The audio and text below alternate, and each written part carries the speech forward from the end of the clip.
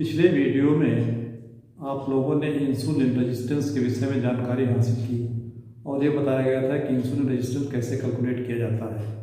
ये जानकारी आप लोगों को हो गई होगी कि इंसुलिन रेजिस्टेंट 1 के नीचे है तो आपका स्वास्थ्य बेहतर रहेगा। दोस्तों नमस्कार, मैं हूँ डॉक्टर ओम प्रकाश सिंह। आप सुन रहे हैं डायबिटीज रिवर्सल फूड चैनल। अब आपको बहुत बारीकी से मालूम हो गया होगा आप लोगों को कि मेरे डायबिटीज़ रिवर्सल फूड में केवल 5% कार्बोहाइड्रेट है और ग्लाइसेमिक लोड उसका 5 है। ग्लाइसेमिक इंडेक्स इसका बहुत ही कम है। इसकी वजह से ये टाइप 2 डायबिटीज़ को बड़ी तेज़ी के साथ डाउन करना शुरू कर देता है। लगभग 1 महीने में सारी एलोपैथ दवाइयाँ बंद हो जाती हैं और 3 महीने के बाद ये टाइप 2 डायबिटीज़ को रिवर्सल प्रोग्राम में ले जाती है। और टाइप 1 डायबिटीज़ में जहाँ पर ज़्यादा इंसुलिन लग रहा है उसकी मात्रा भी धीरे धीरे घटने लगती है और जो इंसुलिन अगर 0.7 के नीचे है तो बहुत धीरे धीरे विकास होता है। अगर इंसुलिन फास्टिंग आपकी 0.7 के ऊपर है तो फिर इंसुलिन की आवश्यकता भी नहीं पड़ती है। इसके अलावा इसमें लो कार्बोहाइड्रेट होने की वजह से ये मोटापा को धीरे धीरे कम कर देता है और ब्लड प्रेशर को धीरे धीरे ठीक कर देता है। बीपी की दवाइयाँ भी बंद हो जाती हैं। ये इतना कारगर डायबिटीज रिवर्सल फूड है। इसको ऑनलाइन मंगाने के लिए नीचे दिए गए डिस्क्रिप्शन बॉक्स में नंबर पर आप संपर्क कर सकते हैं। ये फूड ऑनलाइन मंगा सकते हैं और उसके माध्यम से डायबिटीज संबंधी कोई भी जानकारी ऑनलाइन आप पूछ भी सकते हैं। जब ऑनलाइन आप जानकारी हासिल करेंगे तो आपको नॉलेज बढ़ेगा। हमारे सारे video diabetes reversal food channel के एक सीक्वेंस में पड़े हुए हैं। इनको जब ऊपर से नीचे से सारे आप देखेंगे तो आपको नॉलेज बहुत बढ़ेगा।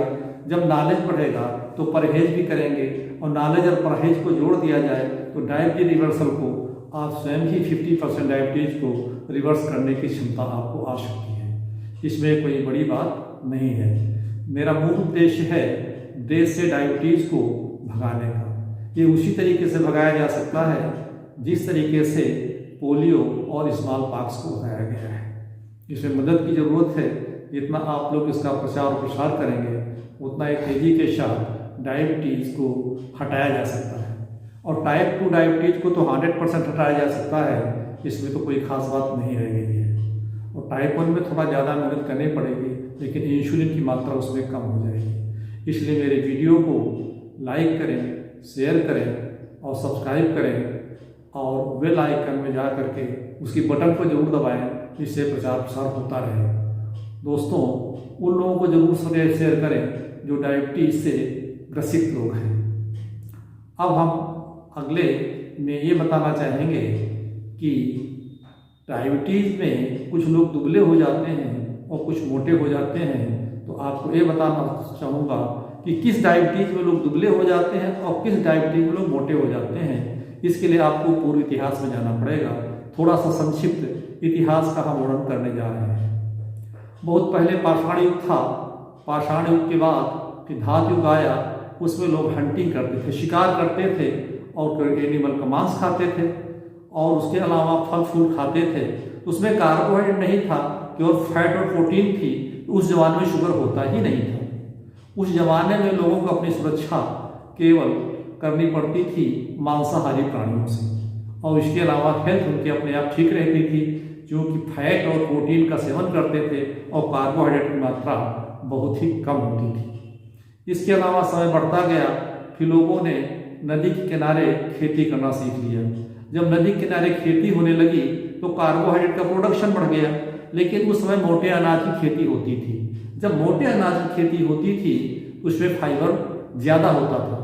तो ये आप लोगों को पहले बताया जा चुका है कि net carbohydrate is equal to होता है total carbohydrate into minus fibre. तो उसका नेट कार्बोहाइड्रेट ही कम होता था। वो 30 से 40 के आसपास आता था तो कोई जो है ब्लड शुगर को इम्पैक्ट नहीं करता था। लेकिन जैसे जैसे विकास हुआ, विकास होने के बाद डायबिटीज बहुत तेजी के साथ बढ़नी शुरू हो गई है और ये महामारी का रूप धारण कर लिया है। अगर आप लोग सब जागरूक नहीं होंगे तो महामारी का रूप धारण कर लेगा और डायबिटीज से ही सारी बीमारियां जितनी क्रोनिक बीमारियां हैं सब इसी से हो रही हैं। तो ये लगभग ये मान लीजिए कि लगभग 1800 के आसपास पूरा फैक्ट्री का एरिया आ गया, पूरे विश्व में फैक्ट्रियाँ बन गई। उसके बाद ये मोटा मोटा आंकड़ा लगा लीजिए कि इसके पहले शुगर की इतनी जो है पेशेंट नहीं थे। उसके और भी कई कारण हैं। जब विज्ञान ने विकास किया तो शुगर को बहुत तेजी के साथ फैलाने का काम विश्व समुदाय ने भी किया। ये लगभग 1960 में आ गया। जब ये 1960 आ गया तो बड़ी बड़ी फैक्ट्री बनने लगी, और फैक्ट्री बनने के बाद उसमें कुछ न कुछ खाने के आइटम 1960 के दशक में विश्व समुदाय ने राजनेताओं और फैक्ट्री मालिकों ने मिल करके एक मुहिम जारी कर दिया। पूरे विश्व में लो फैट डाइट का एक तरह से खूब प्रचार प्रसार किया गया। जब लो फैट डाइट का प्रचार प्रसार किया गया तो जो फैक्ट्री मालिक थे जो कि ये बिस्कुट वगैरह बनाते थे, इसका भी खूब प्रचार हुआ। उसमें से रिच कार्बोहाइड्रेट प्रोडक्ट ही बने, जैसे बिस्कुट, दालमोट, डबल रोटी, कुरकुरे, ये सब फैक्ट्री मालिकों ने खूब बनाया और डिब्बाबंद भोजन बना करके इसका प्रचार प्रसार किया, जिसमें कि मैक्सिमम जो है कार्बोहाइड्रेट की मात्रा होती थी। अब कुछ रहा हुआ जब मामला इसमें बचा तो मार्केट में भी खूब तेजी से मिठाइयाँ भी बनने लगी। इसमें रिच कार्बोहाइड्रेट है और फैट और प्रोटीन की मात्रा नहीं है। जब लो फैट डाइट के विषय में बताया गया तो जहाँ पे फैट कम होगा वहाँ प्रोटीन भी कम हो जाएगी और कार्बोहाइड्रेट इसमें नहीं होगा। इसलिए शुगर को एक तरह से जानी मानी रणनीति के हिसाब से बढ़ा चढ़ा के ऊपर की ओर बढ़ाया गया है। ये सब फैक्ट्री मालिकों की एक तरह से और नेताओं की चाल। अब इस पूरी जानकारी करने के बाद हमें ये जानकारी करनी होगी कि ये जो फूड है किस तरीके से आगे चल के आपको बर्बाद कर रहा है। फिर आप मार्केट में घुसेंगे तो आप देख रहे हैं कि जगह जगह चाय है, कोल्ड ड्रिंक है और इसके अलावा समोसा, पकौड़े और चाट भी है और सब में रिच कार्बोहाइड्रेट है। अब इसके विषय में विशेष जानकारी करने के लिए हमें ये थोड़ी जानकारी करनी होगी कौन सा फूड किस तरह वो मेटाबॉलिज्म प्रोसेस में जाता है। जो फैट है वो फैटी एसिड बदल जाता है और जो प्रोटीन है अमीनो एसिड बदल जाता है और कार्बोहाइड्रेट शुगर में बदल जाता है। अब चर्चा तो हम कार्बोहाइड्रेट की कर रहे हैं। ये कार्बोहाइड्रेट शुगर में बदल जाता है तो सेल सीधे उस शुगर को एनर्जी में नहीं कन्वर्ट कर सकती। उसके लिए उसको इंसुलिन की जरूरत पड़ती है। फिर इंसुलिन जो है एक तरह से सेल में चाबी लगाता है। वो जब चाबी लगाता है तो दरवाजा खुलता है और उस शुगर को जो कार्बोहाइड्रेट शुगर में बदल रहा है उस शुगर को वो एनर्जी में सेल कन्वर्ट करती है। एनर्जी में कन्वर्ट करती रहती है और इंसुलिन उसको अंदर की ओर डालता रहता है। इंसुलिन दरवाजा खुलता रहता है बार बार और ये शुगर की मात्रा को उसमें खूब डालता रहता है। अब शुगर जब ज़्यादा मात्रा में हो जाती है और सेल उसको एनर्जी में कन्वर्ट करता रहता है, फिर सेल क्या करती है कि उस एक्स्ट्रा एनर्जी को फैट बदल देती है। जब फैट बदल जाती है तो आदमी को मोटापा आएगा। तो पहले तो जो फैट है लीवर में, फैटी लीवर में कन्वर्ट हो जाता है। फिर जो एक्स्ट्रा फैट होती है पूरी बॉडी में इकट्ठा हो जाती है, बॉडी मोटी हो जाती है।